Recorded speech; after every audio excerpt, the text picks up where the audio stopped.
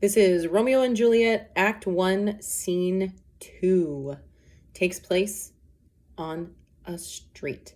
Enter Capulet, Paris, and servant. Paris is the gentleman who is trying to convince Capulet that Capulet should allow Juliet to marry him. Capulet. But Montague is bound as well as I, in penalty alike, and 'tis not hard, I think, for men so old as we to keep the peace. So they're having a conversation about what happened earlier, and Capulet is saying, yeah, Montague, the same rules are applying to him. The prince really wants us to keep the peace, and we should be able to do that. Paris. Of honorable reckoning are you both, and pity 'tis you lived at odds so long. But now, my lord, what say you to my suit? So Paris is kind of playing along like, yeah, it's too bad that you guys keep fighting. But anyway, how about me marrying Juliet? Huh? Let's talk about that. Capulet. By saying o'er what I have said before, my child is yet a stranger in the world. She hath not seen the change of 14 years. Let 2 more summers wither in their pride, ere we may think her ripe to be a bride. So Capulet at this point says, Juliet is not even 14 years old yet. Let's give her 2 more years before we start talking marriage. I appreciate the offer, but Paris, younger than she are happy mother's maid. So Paris is like, there are younger women who have kids at this point, just saying. Capulet, and too soon marred are those so early made. The earth hath swallowed all my hopes but she. She is the hopeful lady of my earth. But woo her, gentle Paris, get her heart. My will to her consent is but a part. And she agree within her scope of choice lies my consent and fair according voice. This night I hold an old accustomed feast, whereto I have invited many a guest, such as I love, and you, among the store. One more most welcome makes my number more. At my poor house look to behold this night earth-treading stars that make dark heaven light. Such comfort as do lusty young men feel when well-apparelled April on the heel of limping winter treads. Even such delight among fresh female buds shall you see this night. Inherit at my house. Here all see, and like her most whose merit most shall be, which on more view of many mine being one, may stand in number, though in reckoning none. Come, go with me. So Capulet starts by saying yes, and it's often a mistake that those girls are married and have children so young. He says, the earth hath swallowed all my hopes but she. So Capulet and his wife likely had other children who have died. So Juliet is their only remaining child, and she is their only hope for having the ability to pass on their lineage. So he's like, woo her, get her to like you. Okay, if she likes you, I'll say yes. But again, she is very young. Come to my party tonight.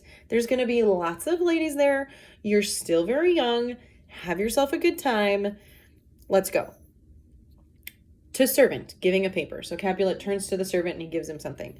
Go, Sirrah, Sirrah means boy, trudge about through fair Verona. Find those persons out whose names are written there, and to them say, my house and welcome on their pleasure stay.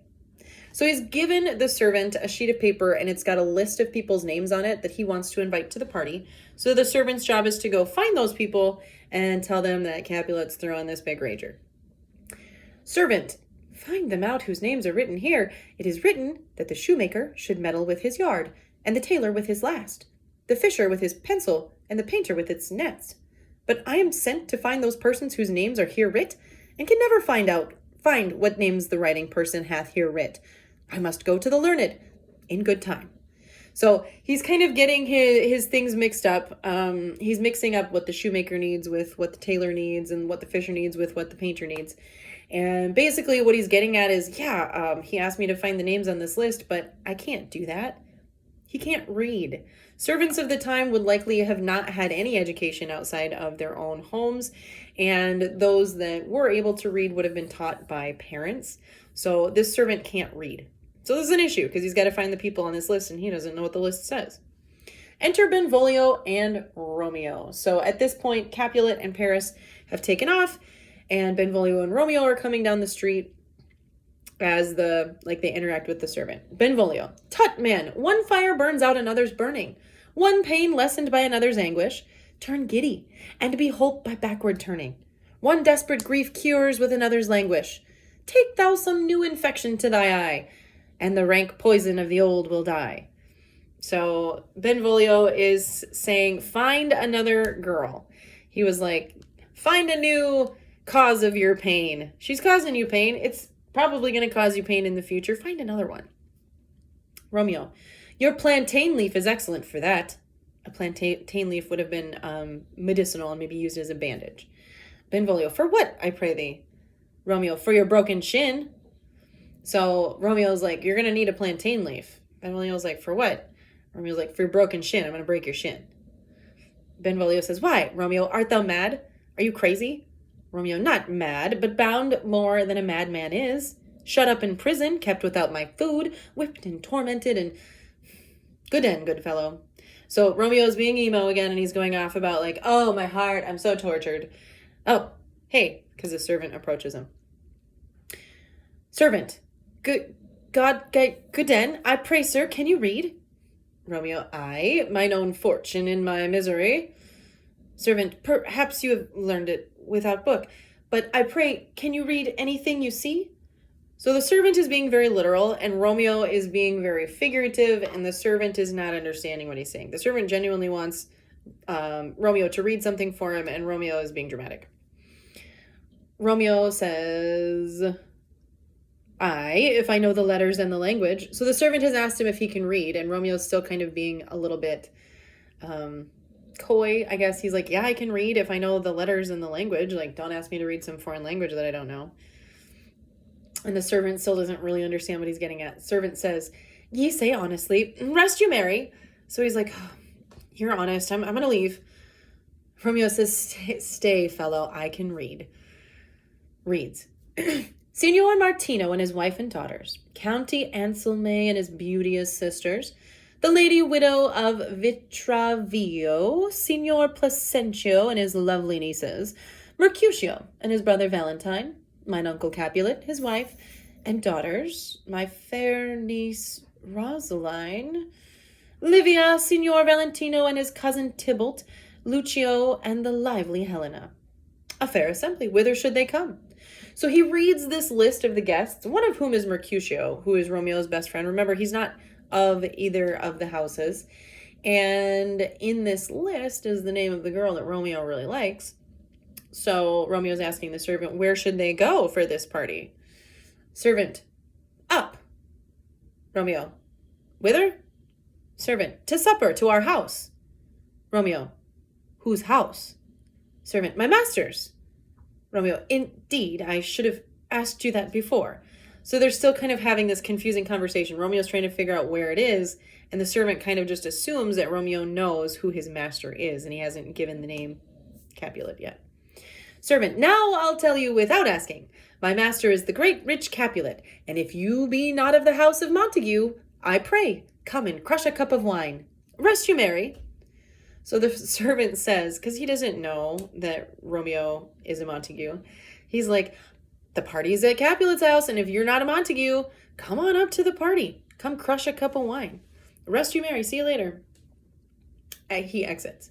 Benvolio, at this same ancient feast of Capulets sups the fair Rosaline, whom thou so lovest, with all the admired beauties of Verona. Go thither, and with untainted eye compare her face with some that I shall show, and I will make thee think thy swan a crow. So Benvolio's like, oh, we're going to that party. Rosalind's going to be there, and I'm going to show you a bunch of other girls who are way prettier than she is. Romeo, when the devout religion of mine eyes maintains such falsehood, then turns tears to fires, and these, who often drowned, could never die, transparent heretics be burnt for liars. One fairer than my love, the all-seeing sun ne'er saw her match since first the world begun. So Romeo is essentially saying, like, she's my religion. Someone more beautiful than Rosaline? Are you kidding me? There's never been anyone more beautiful since the entire world began. It's very dramatic. Benvolio, tut, you saw her fair, none else being by. herself poised with herself in either eye. But in that crystal scales let there be weighed your lady's love against some other maid, that I will show you shining at this feast, and she shall scant show well that now shows best. Benvolio's like, whatever, you have seen her when she wasn't surrounded by a bunch of other beautiful girls. He was like, let me show you, let me help you compare her beauty to others, and you're going to see there's someone else more beautiful and you're going to like her more. Romeo says, I'll go along, no such sight to be shown, but to rejoice in splendor of mine own. So Romeo is like, I'll go, but only because I want to check out Rosalind.